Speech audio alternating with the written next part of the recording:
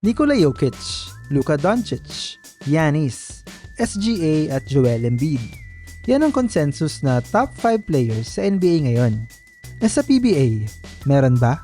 Sa unang episode ng Outsider Hoops Quickies, susubukan nating ilista kung sino-sino ba ang top 5 players sa PBA heading into the 49 PBA season. So, ready na ba kayo? Let's go! Number 5 sa listahan si Christian Stan Hardinger. Literal na new beginnings ang upcoming PBA season para kay C-Stan after landing in a rebuilding situation in Terra Firma via trade from Ginebra. MVP level stats pa rin ang pinakita niya last season. Pero at 35 years old, ang tanong ngayon is kung masusustain ba niya yung same level of performance that made him a dominant inside presence nung nasa Ginebra pa siya. Mas gaganda ba ang laro niya dahil wala na siyang kaagaw sa bola at siya na ang main star sa offense ng Terra Firma? O mas mahihirapan ba siya dahil less talented na ang mga kakampi niya? Yan yung mga tanong na masasagot natin kapag nagsimula na yung Governor's Cup. Luka Doncic ng Pinas. Yan ang bansag kay Berto ng maraming PBA fans na number 4 sa listahan.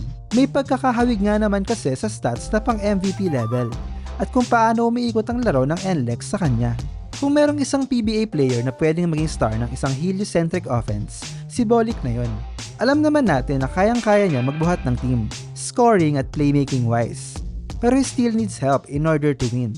Kung si Doncic nga may Kyrie Irving. Kaya naman, kung patuloy nagaganda yung roster around him, kabang-abang kung hanggang saan madadala ni Bolik ang team niya.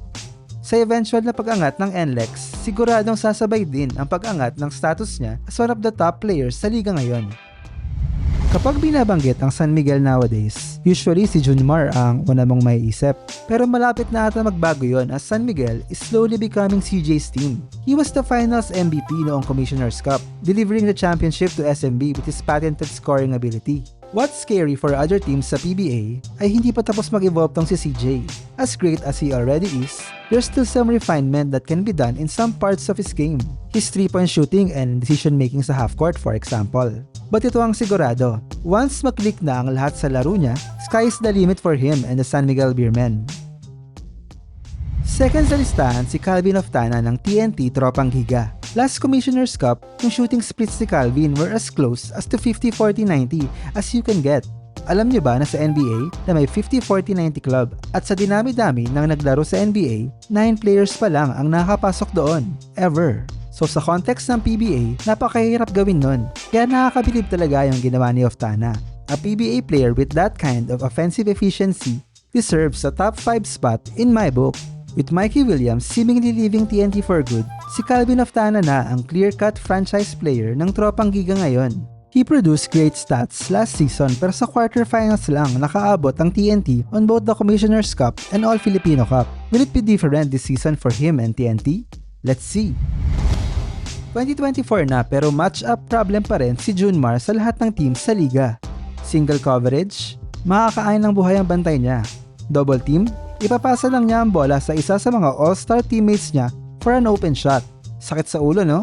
Unmatched pa rin talaga ang combination niya ng size, strength, and skills kaya siya ang number 1 sa listahan for me. Junmar's the PBA GOAT in terms of stats and achievements. And he's the league's most dominant force ever. It will take another unicorn with generational talent to surpass his accomplishments sa liga. At ang exciting pa dito, it seems may mga kaya pa siyang idagdag sa laro niya. So, sang-ayon ka ba sa listahan na to? Share your thoughts sa comment section. Salamat sa panonood at kita-kits sa next video.